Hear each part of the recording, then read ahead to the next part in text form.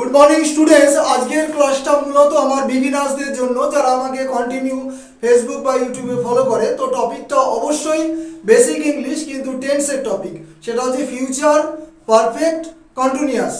ठीक आछे, तो स्क्रीनशटेर जोन्नो कयेक सेकेंड समय दिलाम।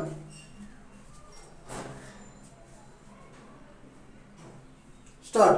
प्रथमे देखो डेफिनेशन की बोलेছে, भविष्यৎকালে কোনো কাজ दीर्घ समय धरे बा যাবত কিংবা কোনো নির্দিষ্ট সময় হইতে বা থেকে চলতে থাকবে এমন বোঝাতে ফিউচার পারফেক্ট কন্টিনিউয়াস টেন্স হবে।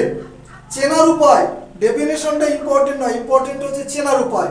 বাক্যের মধ্যে যাবত বা ধরে, হতে বা থেকে উল্লেখ সহ শেষের শব্দের সাথে, সাধারণত ক্রিয়াপদ শেষের শব্দের সাথে তে প্লাস থাকবো বা থাকবে যুক্ত থাকলে এই টেন্স হবে। এক্সাম্পলের মাধ্যমে বুঝে নেবে। অবশ্যই আগে ফরমেশন বা গঠনটা দেখো।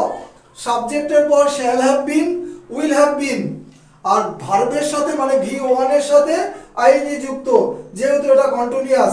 তারপরে সিন্স বা ফর থাকবে এবং টাইম এক্সপ্রেশন কিছু একটা থাকবে।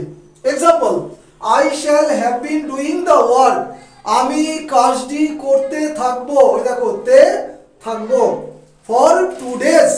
Next, he will have been playing football, say football খেলতে থাকবে, ও দেখো তে থাকবে। কি বলেছে? Since morning. তো ফর এবং সিন্সের আলাদা ক্লাস হয়েছে প্রেজেন্ট পারফেক্ট কন্টিনিউয়াস টেন্সে, অবশ্যই বোঝানো হয়েছে, সেই ক্লাসটা তোমরা দেখে নেবে। তো এই হচ্ছে ফিউচার পারফেক্ট কন্টিনিউয়াস টেন্সের উপর বাংলা ডিসকাশন। যদি আমি প্রতিটা ক্লাসই বাংলায় করি তো এটা 195 নম্বর ক্লাস। প্রত্যেকের বেসিক ক্লাসগুলো অবশ্যই নোট ডাউন করবে যারা আমার বিগিনার্স আছো, এবং কম্পিটিটিভ ইংলিশে যাদেরকে আমি পড়াই তাদেরকেও রিকোয়েস্ট করবো তোমরা ক্লাসগুলো কিন্তু নোট ডাউন করবে, কারণ গভীরে যদি তুমি পড়তে চাও তাহলে তোমাকে ক্লাস কন্টিনিউ ফলো করতে হবে এবং নোট ডাউন তো করতেই হবে।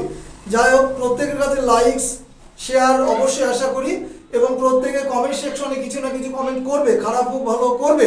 যা ক্লাস শেষ করলাম। Have a good day.